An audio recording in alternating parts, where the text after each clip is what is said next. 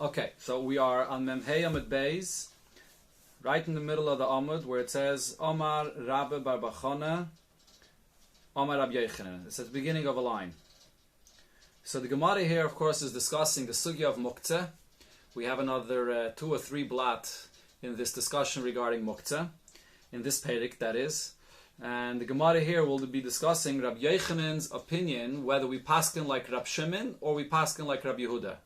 As we've seen already many times here in the Gemara, there's the general machlokes between Rab Shimon and Rab Yehuda, where Rab Yehuda is more stringent regarding muktzeh, and Rab Shimon is much more lenient regarding muktzeh.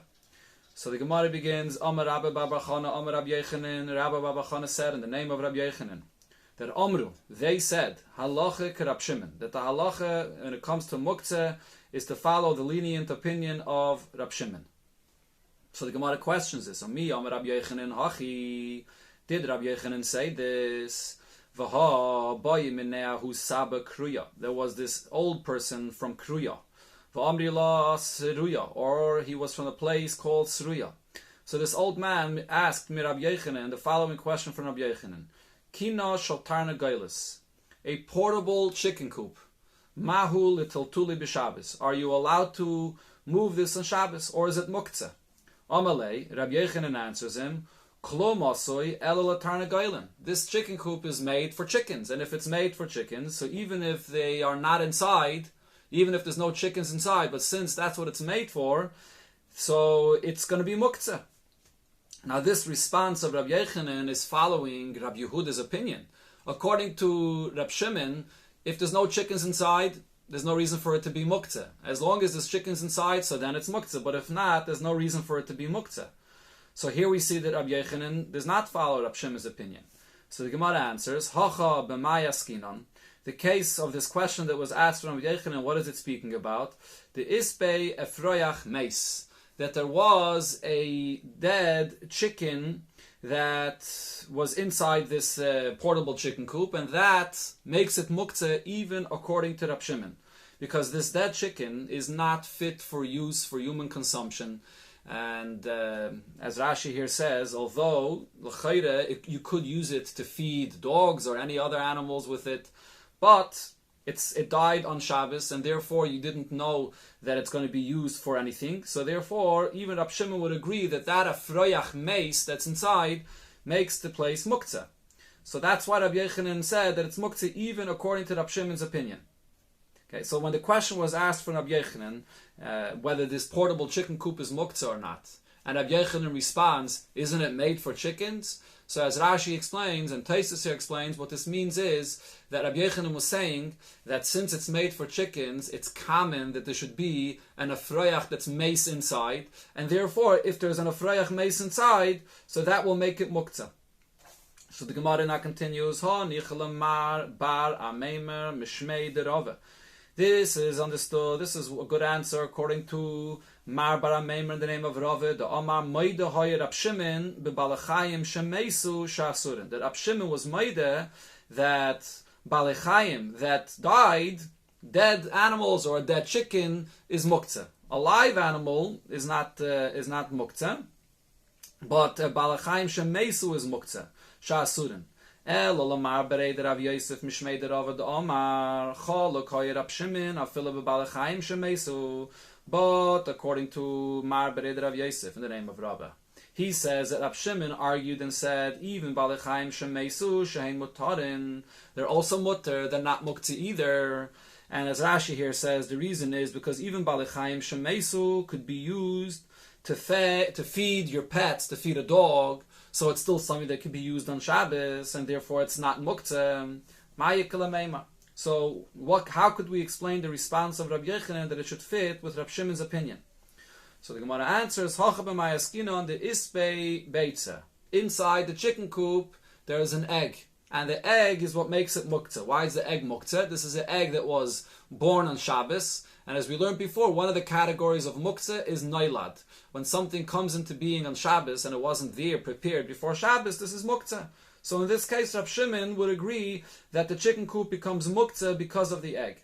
Fragt the Gemara, Rav Nachman, but Rav Nachman said, Man de islay muktzeh, Islay Nailad, one that holds of the concept of muktzeh in the broad sense, like Rabbi Yehuda, also holds that Nailad is muktzeh.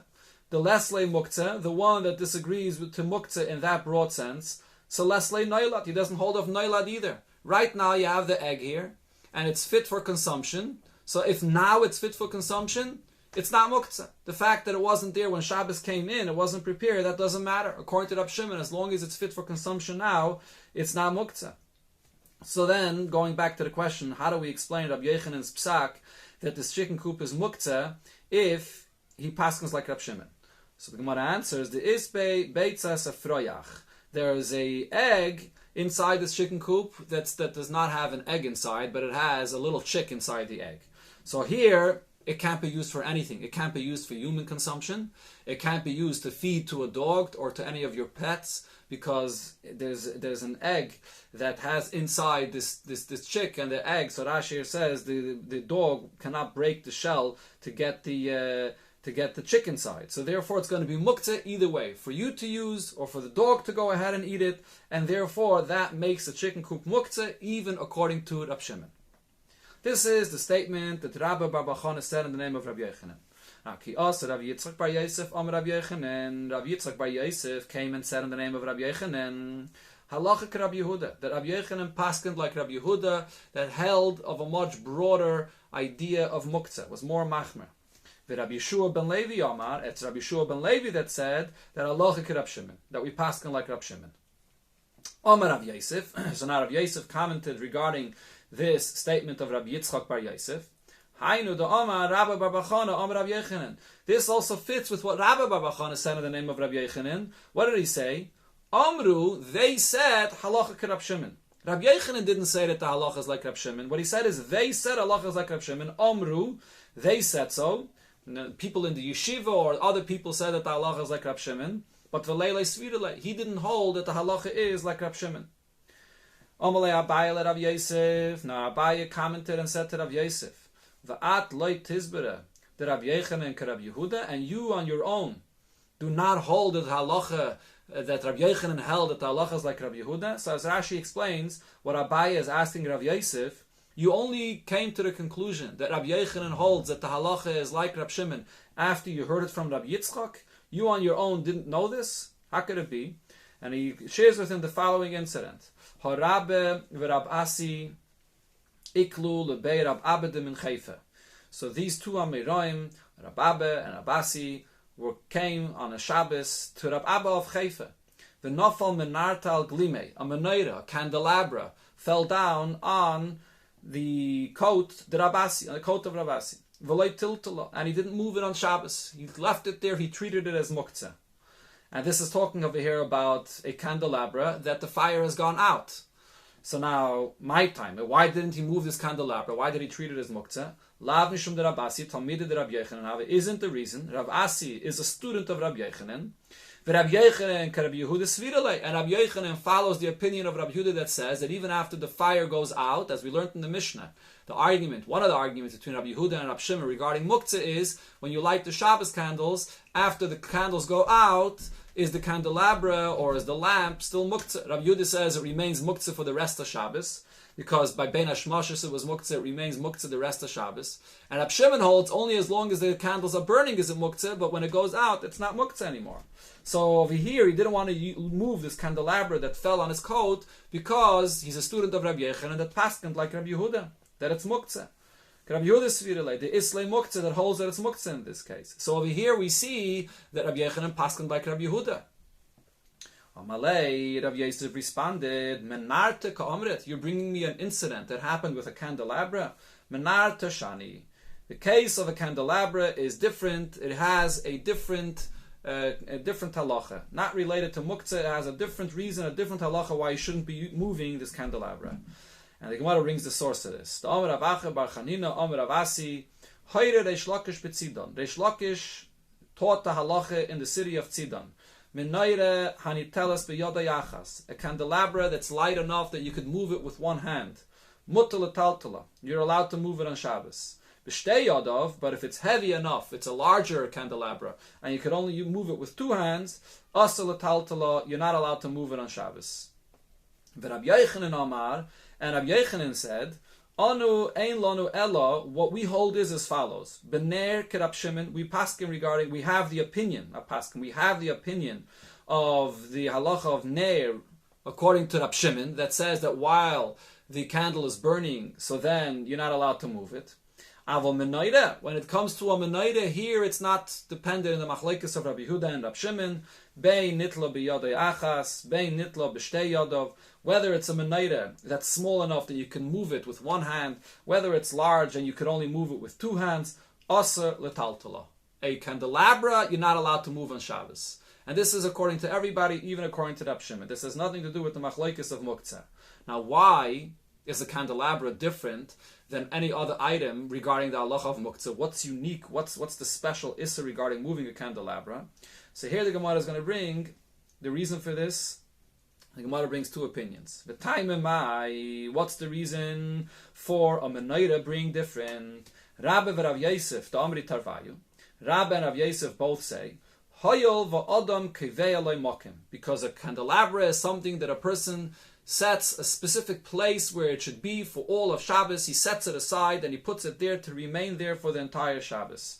So the fact that you're kivei aloi mokim, it's removed of use, and it's not to be moved on Shabbos. That itself is a form of muktzeh, that you're kivei, that it should remain there for the entire Shabbos. This is the way Rabbi and Rav Yosef understood why a candelabra is different. Amalei Abaye Rav Yosef. So Abaye questioned this. V'harei kilas chasonim. There is a bridal bed that is made with a canopy over it, and it's made with a canopy that comes to a diagonal point on the top.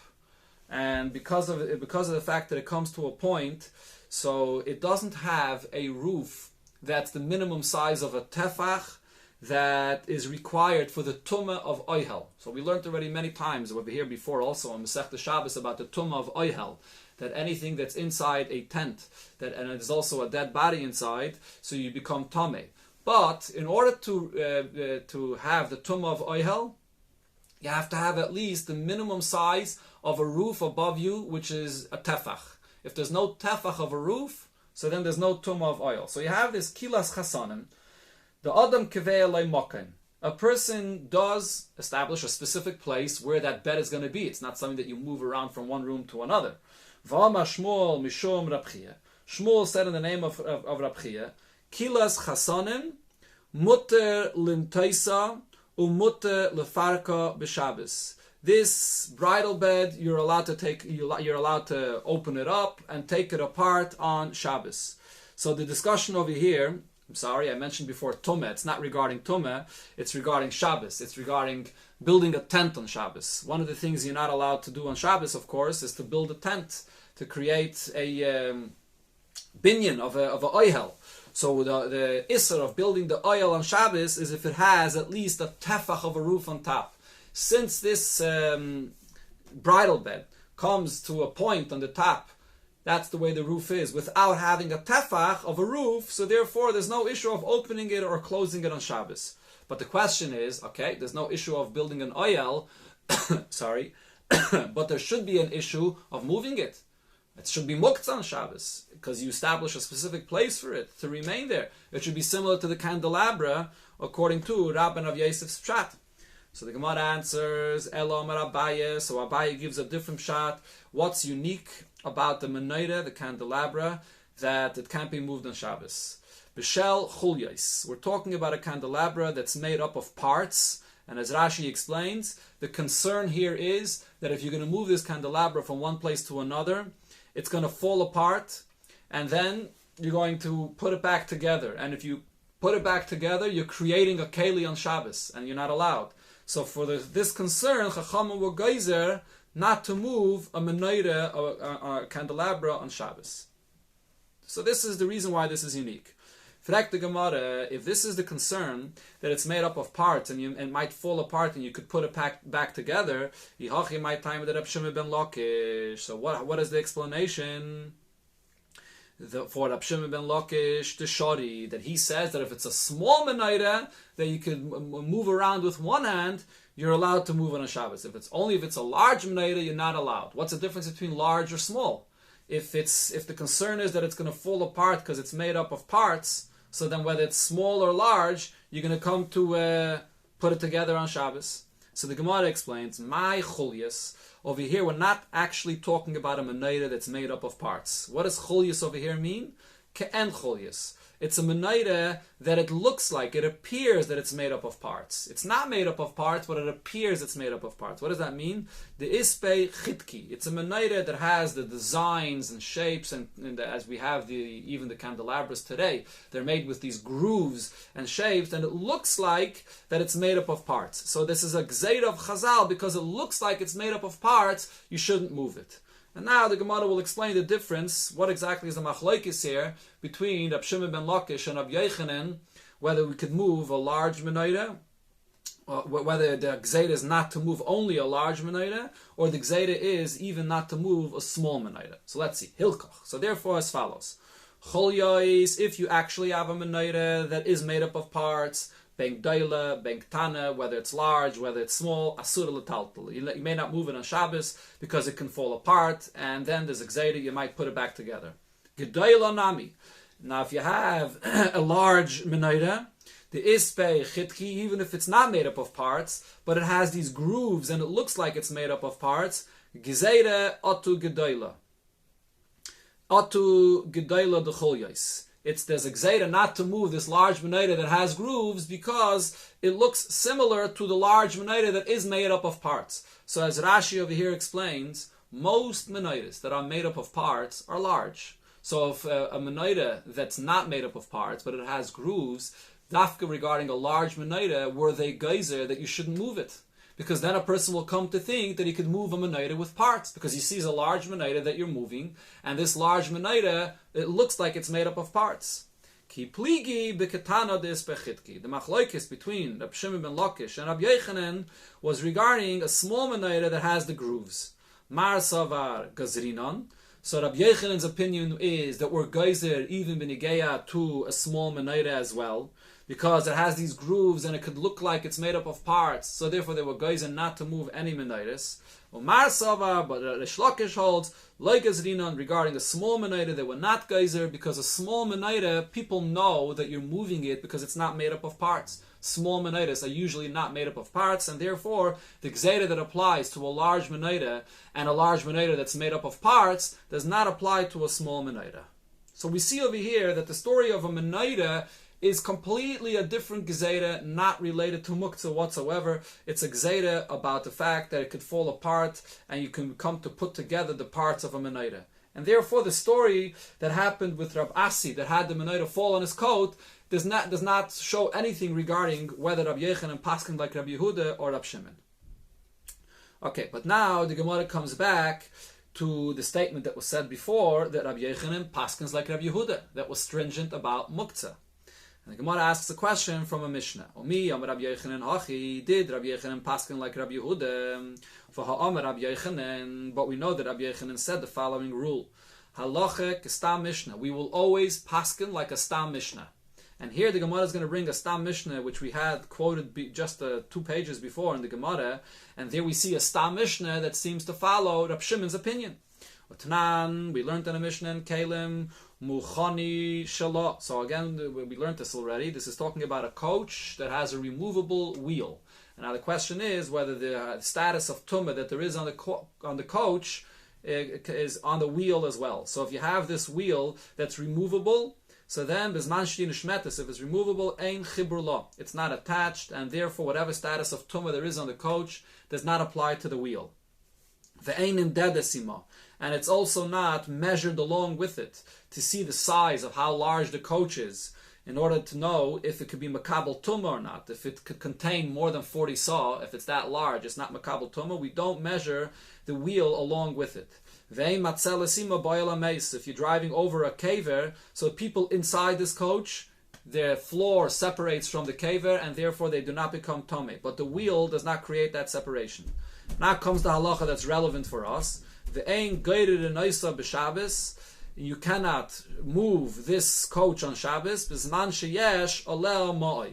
when there is money on the wheel. So when there's money there, you can't move it on Shabbos. So this is the Mishnah. So the Gemara says, what do you see from here? Ha einaleh mois. If there's no money on this coach, on this wheel, at that time in Shabbos, Sharia, you're allowed to move the coach. Even if there was money placed there at the time of Ben Hashmashis, but if right now there's no money there, you're allowed to move this. So we already had this before, that according to Rabbi Yehuda, if there's money there Ben Hashmashis, the status of that item over here, of the wheel, follows the status that it had at Ben Hashmashis. According to Rab Shimon, if right now there's no money there, the fact that it did have money there on the Ben Hashmashis doesn't matter. So here we have a Stam Mishnah that's following Rab Shimon's opinion, that you have to look at the present. Is there money there now? And we don't follow Ben Hashmashis like the opinion of Rabbi Yehuda. So this is a contradiction to Rabbi Yochanan. Rabbi Yochanan said the halach is like Rabbi Yehuda. At the same time, we have a Stam Mishnah that's like Rab Shimon, and Rabbi Yochanan said the halach is like a Stam Mishnah. So the Gemara answers, Omer Rab Zeire, Tehei Mishnah Seinu Shalihoyu Aleh Ma is called Ben Hashmashis. We are going to have to say that this Mishnah is talking about a case that there was no money there at the time of Ben Hashmashis. So that's not a reason why it would be muktzeh the entire Shabbos, even if there's no money there, like Rabbi Yehuda's opinion. There was no money there at the time of Ben Hashmashis. And why are we saying this? Shalei Lishbar Dvarav Shel Rabbi Yochanan. Not to break the words of Rabbi Yochanan, so there shouldn't be a contradiction in the Psak Din of Rabbi Yochanan. The Gemara brings a story. Om Rabbi Yeshua ben Levi, Pamachas Holach Rebbe Lide Yusfere. Once, Rebbe went to this place, the Yusfere. V'hoire b'menoire ki Rab Shimon b'neir. And he paskined regarding a candelabra, like Rab Shimon regarding a candle. This is the statement. Now the Gemara is going to question what exactly is the meaning of this statement. Ibaya lahu. So the question was asked, how do we read this statement? Hoire b'menoire. He paskined regarding a candelabra, that once the candles of a candelabra are out, so he paskined there, ki Rab Shimon b'ner, like Rab Shimon says regarding a ner, a lamp, that lehatera, that it's mutter. Once a lamp, the fire goes out, there's no muktzeh anymore. And Rebbe paskined regarding a candelabra as well, that once the fire goes out, that it's not muktzeh anymore and you could move it around. In other words, Rebbe did not hold of the whole gzeira that we spoke about before, that it's made up of parts. A menorah is made up of parts, and therefore you could come to put it together on Shabbos. That's one pshat here. Or perhaps we have to read this statement differently. That's one thing. When it came to the candelabra, there he paskined that it's also to move it because of the gzeira that we had before, because it's made up of parts and you might come to move it and so on. And then Rab Shimon b'ner lahatera. Then he paskined like Rab Shimon regarding a lamp, that once the fire goes out, it's mutter to use it and there's no muktzeh. Is that the pshat in what Rebbe said? Teiku. The Gemara doesn't answer this. Another incident, Rav Malkiah ikla lebei Rab Simloi. Rav Malkiah came and spent Shabbos by Rab Simloi. V'tiltul shrage. And he moved the lamp after the fire went out, like Rab Shimon's opinion. V'ikbid Rab Simloi. And Rab Simloi was not happy with this. He was makbid, because apparently Rab Simloi paskined like Rab Yehuda, that even after the fire goes out, you shouldn't move it. Rab Yosi Glilo ikla la asred Rab Yosi b'Rab Chanina. Rab Yosi Glilo came to the place of Rab Yosi b'Rab Chanina. Tiltul Shrage, and he was moving the lamp after it went out on Shabbos. V'ikbid Rab Yosi b'Rab Chanina, and Rab Yosi b'Rab Chanina was makbid again because he paskined like Rab Yehuda. Rabavahu had an interesting way of doing things. Ki ikla la asri de Rabbi Yeshua ben Levi. When he would come to the place of Rabbi Yeshua ben Levi that paskined like Rab Shimon, that's mekel, regarding moving the lamp after the fire goes out, have a metaltal shage. So he would move the lamp. Ki ikla la asri de Rabbi Yochanan. When he came to the place of Rabbi Yochanan that held like Rabbi Yehuda, as we said before, and was machmer, lo yav metaltal shage. He didn't move the lamp. Okay, so wherever he was, he did according to the place that he was in. So the Gemara asks, Manavshach, how does he hold? What's his opinion? If he follows Rabbi Yehuda's opinion, so Levet Rabbi Yehuda, he should always follow Rabbi Yehuda. He should always be machmer. If he always holds like Rab Shimon, so Levet Rab Shimon, he should always do like Rab Shimon. So the Gemara answers, La'olam Rab Shimon Svirelei. Really, his opinion was Rabavo held like Rab Shimon, which is more mekel. It's only for the honor of Rabbi Yochanan. He didn't follow the lenient opinion of Rabbi Shimon when he was in the city of Rabbi Yochanan. So for the honor of Rabbi Yochanan, he didn't follow Rabbi Shimon's opinion. So as Rashi over here says, you can't say the other way around, that really he follows the opinion of Rabbi Yehuda that was machmer and that it's considered to be muktzeh. And for the honor of Rabbi Shua ben Levi, he was mekel like Rabbi Shimon, because if he holds the chumrah that it's actually muktzeh, he can't be mekel for the honor of Rabbi Shua ben Levi. But the other way around, if he holds lekula that it's not muktzeh like Rabbi Shimon, so then for the honor of Rabbi Yochanan, when he was in a city, he was more machmer to not do different than Rabbi Yochanan, which was the Rav in his place. Sagt the Gemara weiter, Omer Rabbi Yehuda. Rabbi Yehuda said, now this returns back to the Mishnah that was discussing the muktzeh machmas mios. Not in a case where you have a fire that's burning or after the fire went out, but over here we're talking about a lamp that was once used and therefore the lamp becomes mios. It's repugnant and that itself makes it muktzeh. So the Gemara says, Rabbi Yehuda said, Shrage de mishcha shari l'tultula. A lamp that was used with oil, you're allowed to move on a Shabbos. It does not become ma'os. Just because it was used with oil, it doesn't make it repugnant. The nafta, but if it was used with nafta, we had this before in the Mishnah, nafta is some other kind of fuel that comes from another substance that has a bad smell. Asal. You're not allowed to move it on Shabbos because now this has a bad smell, it's repugnant, it's muktzeh machmas miyas. Rabbi and Rav Yosef Damri Tarvayu, Rabbi and Rav Yosef both said, the nafta nami shad little tula. You have a lamp, even if it was used with nafta and it has a bad smell, you're still allowed to move it on Shabbos. There's no muktzeh machmas miyas. This is the actual halacha that's brought in Shulchan Aruch, and the Gemara will explain why. Even though l'chayre it becomes muktzeh machmas miyas, so yet it's not mos and you're allowed to use it on Shabbos. What's the reason? So the Gemara explains this with the following incident. Rav Ivya ikla lebei Rava. Rav Ivya came to Rava on a Shabbos. Hava meisen beikare betina. His shoes were dirty with tina, with mud. He came from the outside, and his shoes were dirty. Asivi apuria. He went and sat down on the bed in Rava's house, and he got the bed dirty. So what happened? Asive Apurie Kamei de Rava. He sat down on a bed with his dirty shoes in front of Rava. Ikbid Rava. Rava was makbid. Rava was upset about this because he got the bed dirty. So Rava wanted to be mitzayer him. He was going to ask him questions to be mitzayer him for doing this, sort of to waking him up to realize what he did wrong here.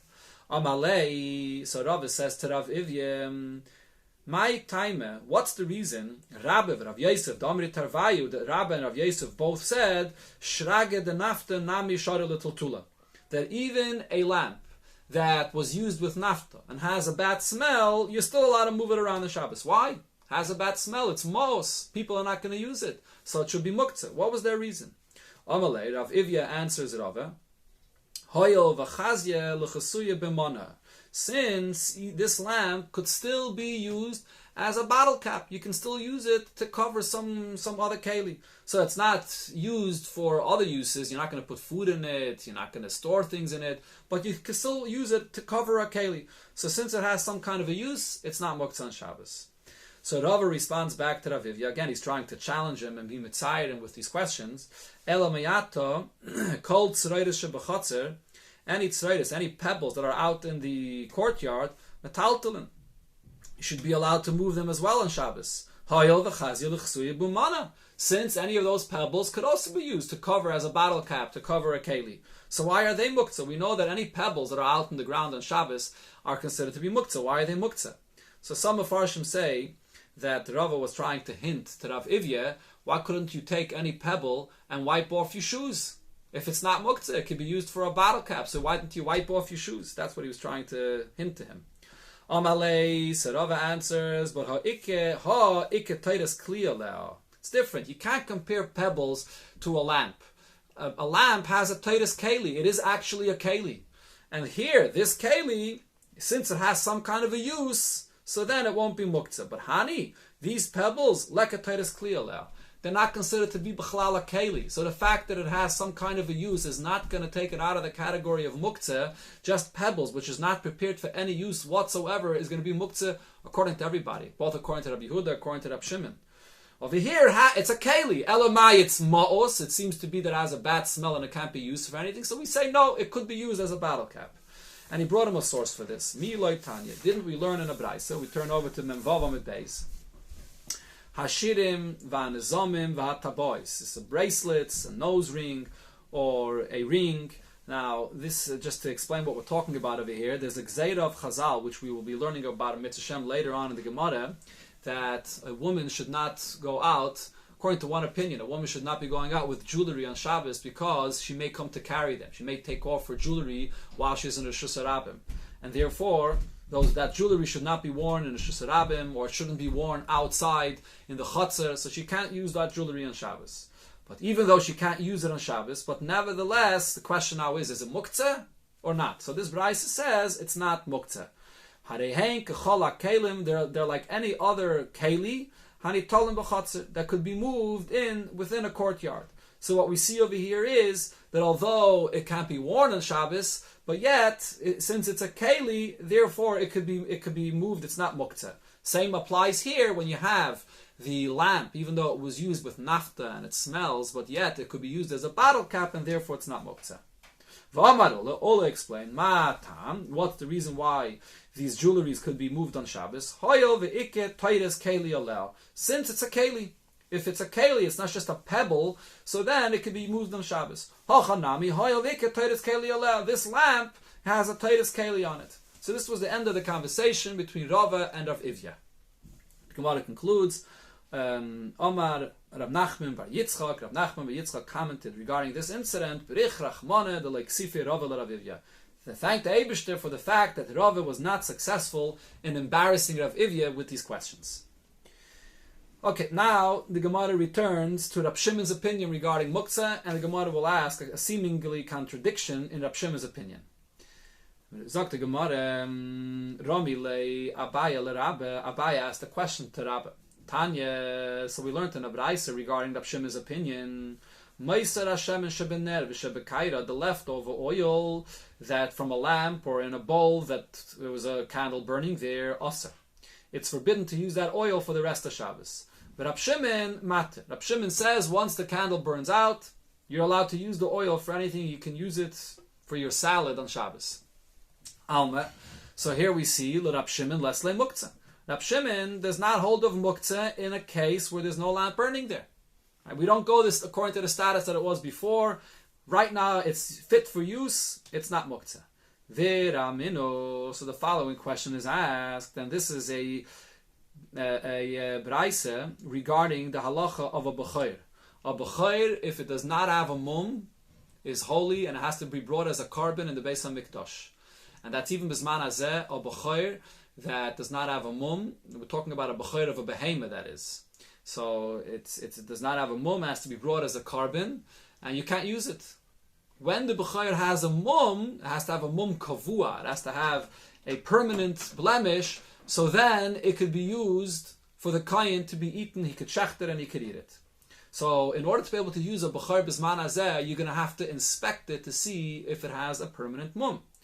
Rab Shimon says, Kol she'ein mumay nikr me'erev yontiv, if you didn't already have ascertained before yontiv that this b'choir has a permanent mum, ein zeh min hamuchan. This is not prepared for use on yontiv, and therefore it's muktzeh. You can't use it on yontiv. This is Rab Shimon's opinion. So the question is, according to Rab Shimon, you can have someone inspect it on yontiv itself and see and have it used on yontiv, even if it wasn't prepared from before yontiv. If Rab Shimon holds regarding the leftovers of the oil from a lamp that now it could be used on Shabbos and Yontiv and therefore it's not muktzeh, why don't we say the same thing over here regarding this b'choir, that right now you should take a look and see if it has a mum or not, then it should be used on Yontiv itself? So the Gemara answers, no, there's no comparison. Hachi hashta. How could you compare the two? Hasam, when it comes to a lamp, Adam yeshivu mitzape emes atich b'neira. The person is waiting, or at least the person is expecting that this is a lamp that's going to go out on Shabbos, and therefore the leftover oil he's going to be able to use on Shabbos. Hacha, over here, when it comes to the b'chayr of this behemem, Adam, Yoshev u'metzape mosa yipul by mum, the person is waiting when a mum is going to come into the behemah, when there'll be a permanent mum. Meimar Amar, he says to himself, Mi yemed anafal bein mumma. Who says that this animal will have a mum? Who says it's going to have a blemish for this yomtiv to be used? Vim tim tzalemed anafal bein mumma. And even if it'll have a blemish, Mi yemed anafal bein mum kavua. Who says that it's going to have a permanent mum? In order for it to be fit for use, it has to have a permanent mum. Vim tim tzalemed anafal bein mum kavua. Even if it will have a permanent mum, Mi yemed mizdakik lechacham.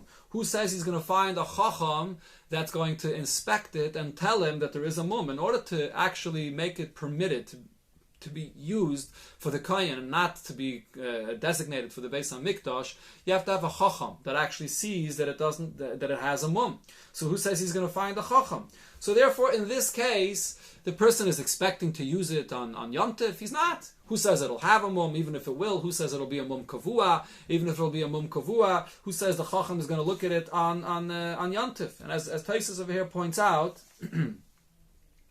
on Yom Tov, you're really not allowed, a chacham is not allowed to inspect it to see whether it has a mum or not, because it's like making a judgment, passing judgment on something, and there's no halachas and judgment of a court on Shabbos. So therefore he's not going to find a chacham to go and paskin the salach on Shabbos. So therefore in this case, even Rab Shimon agrees that it's muktzeh. Mos Rami Bachames, and now based on this premise that who says you're going to find a chacham that's going to be mat to you this mum on Shabbos. So if so, the question was asked regarding the following case. A woman that makes a neder on Shabbos. Mafirin nedarim b'Shabbos. You could annul the vows of a woman on Shabbos. Who annuls the vows? The husband annuls the vows. Or v'nish'alin l'nedarim shehein l'tzayrech HaShabbos. Or in a case where you have a dayan, a rav, that is going to find a way out of the neder, this could be done on Shabbos. So the question is, why could this be done on Shabbos? For example, a woman made a neder that she's not going to eat fish on Shabbos. And now comes Shabbos, she wants to eat the fish. So her husband could be mata neder, could annul the vows on Shabbos. V'amai, why? Leimer, let us say, mi yemer de mizdakik lebal, that she's thinking to herself, who says my husband is going to want to annul my vow on Shabbos? And if so, she has separated this fish that she doesn't want to use it b'chlal on Shabbos. Maybe it could be mata neder on Shabbos, but we just said that even according to Rab Shimon, the fact that a chacham might find a mum is not something that a person is relying on. Same thing over here regarding using the husband to be mat to her neder on Shabbos. Who says that she relies on that? And as Taisva says, that maybe the husband will be frum and he won't want to be mat to the neder on Shabbos, because usually you only mat to neder on Shabbos for the purpose of a mitzvah, so he might not want to be mat to neder on Shabbos. So she's not relying on that. So the Gemara says, no. Hasam keder Rav Pinchas. Over there, it's following a statement that Rav Pinchas said. Mishmei derave.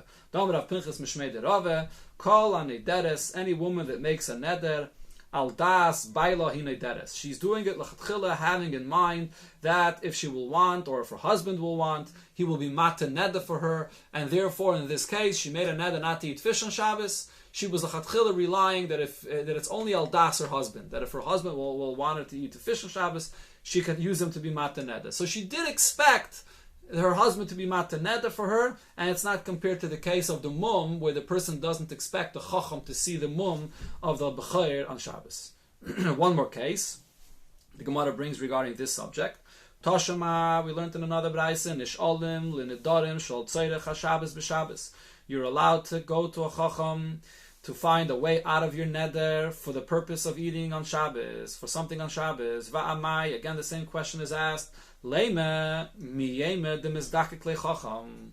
Why don't we use the same svara that the person wasn't expecting to have the chacham be mata neder on Shabbos? Just like in the case of the b'chayr, the person wasn't expecting for the chacham to inspect this animal on Shabbos. The person is not expecting the chacham to be mata his neder on Shabbos. So how does the heter of the neder help on Shabbos if it would be muktzeh? Answers the Gemara, Hasam iloim mizdakik lechacham sagile begimel ad yaitis. When it comes to being mat neder, if a chacham will not want to do it, you can go to any three plain people and sit them down and have them be mat neder. similar to the Hataras Nadarim that we do on Rosh Hashanah. Well, our minhag is that we do it with 10 people. In the Welt, they do it with 3 people. But you can do the Hataras Nadarim even with 3 plain people. But hacha, when it comes to the case of the mum, of the behemah, there you actually need an expert, a chacham, that knows the halachas of seeing what's a mum and what's a mum kavua, what's a permanent mum. There you need a chacham, and therefore that the person doesn't rely on. This a person does rely on. Okay, now the Gemara comes back to the opinion of Rab Shimon, and it returns to what we learned in the Mishnah, that according to Rab Shimon, while the candle is burning in the lamp, it is muktzeh on Shabbos. After it goes out, then it's not muktzeh, but while it's burning, it's muktzeh on Shabbos. So we had before, the Gemara, I believe on Daf Mem Hey, explained that according to Rab Shimon, you're not allowed to use the oil of the lamp while it's burning, and the reason is because the oil has been designated for the mitzvah. It's huktzeh l'mitzvah, so you can't use that oil. But here there's a different question. We're not talking about using the oil, we're talking about moving the lamp around from one place to another. You're not taking out the oil, so you're not disturbing the fulfillment of the mitzvah. It's going to continue burning, but you just want to move it from one place on the table to another place on the table. Rab Shimon holds, even just to move the lamp, you're not allowed on Shabbos while it's burning. Why not? What's the muktzeh in this? So Abai asked Rav Yosef, Amar Rab Shimon, did Rab Shimon say, Kofsam mutalatatla, when the fire goes out in the lamp, then you're allowed to move it on Shabbos. Kofsa in, only when the fire went out. Loi kofsa loi, if the fire did not go out, you're not allowed to move it on Shabbos. My time, what's the reason while the lamp is burning, you can't move it? Dilma, and the reason he responded, the reason is, perhaps, Pahadi the Nokatla, while he's moving it from one place to another, kofsa. It might come to extinguish. You're moving the lamp, and it could shake, and it could move, and then the fire will go out. So now his question was, but shamina leil Rab Shimon. Don't we know that Rab Shimon's opinion is, and we had this so many times already, the Omar, davar she'ein miskaven mutter. If you're doing a malacha, but you had no kavanah for this malacha to be done, it's mutter to be done on Shabbos. The Tanya, as we learned in the Braisa, Rab Shimon says, Geirer adam kiseh mitte v'safsel, a person may drag a chair, a bed, or a bench, and he makes a charitz, a dent inside the ground, which is a malacha of chayfer. As long as he didn't have that kavanah, he's allowed. So over here as well, what should be the problem of the person moving the lamp on Shabbos? That it might extinguish on Shabbos. That was not his kavanah. He just wanted to move the lamp from one location to another. So it's eina miskaven, so it should be totally mutter according to Rab Shimon. So Rav Yosef gave the following answer. Kol heiche dechi mechaven. If in a case where a person had kavanah to do this malacha, ikke isura de'iraisa, there will be an issa de'iraisa. Kiloi mechaven gazer Rab Shimon midrabanan. So even without kavanah, Rab Shimon says there will be an issa de'rabanan. What is he saying over here? So let's take this example over here of the lamp. If you extinguish the lamp on Shabbos, right? So there's an issa de'iraisa. Kibui, there's an av malacha. You're putting out the fire on Shabbos. So in a case where if you put out the lamp on Shabbos, there's a malacha d'iraisa. So even if you're doing it without kavanah, Rab Shimon will say that there's an isser midrabanan, because you're doing an action that if you had kavanah, it would be asr d'iraisa. But kol heiche dechi mechaven iki isur d'rabanan. But in any case, that even with your kavanah, it would only be a isser midrabanan ki loy mechaven. If you don't have kavanah, shari Rab Shimon lechatchila. Then Rab Shimon says that it's totally mutter lechatchila. What is this case talking about? The case of dragging the bench on Shabbos. As Rashi explains, when you drag a bench on Shabbos, what happens? What's the problem here? Chayfer, that you're making a hole in the ground, and that's a malacha of chayfer on Shabbos. But that's not a issa malacha d'iraisa of chayfer, because it's not the regular way of chayfer. It's chayfer with a shinui. You're doing it by dragging a bench. So even if you were having kavanah to make that hole in the ground on Shabbos, there's no malacha d'iraisa. So therefore, if you do it without kavanah, it's totally mutter. But in a case where there would have been a malacha d'iraisa had you had kavanah, so then if you don't have kavanah, it's going to be asam d'rabanan. So that's the issue with moving the lamp on Shabbos. Since if you actually extinguish the fire on Shabbos, it's a malacha d'iraisa. So when you move it without kavanah, it's at least asam d'rabanan, even according to Rab Shimon. That's the pshat over here. So Rava doesn't agree to this distinction. Masiv Rava asks a question from the following brisa. We're going to learn one more piece for today, and we had this case before already. Moichrei ksus, people that are selling garments, and they have garments that are shatnus, and they want to demonstrate to people the garments that they're selling. Moichrin kedarkon, they can sell their garments in the usual way, and they can wear it to show people how it fits and to present the garment. As long as when you try it on to show people in the summertime, do not have kavanah that you're using it to protect yourself from the sun, or the winter to protect yourself from the cold or from the rain.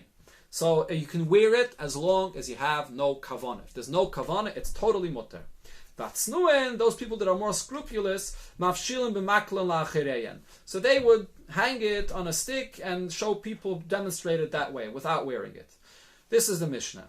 Now in this case, he's wearing shatnez. If you would have kavanah to wear it as a garment, to have hana of it, it's shatnez.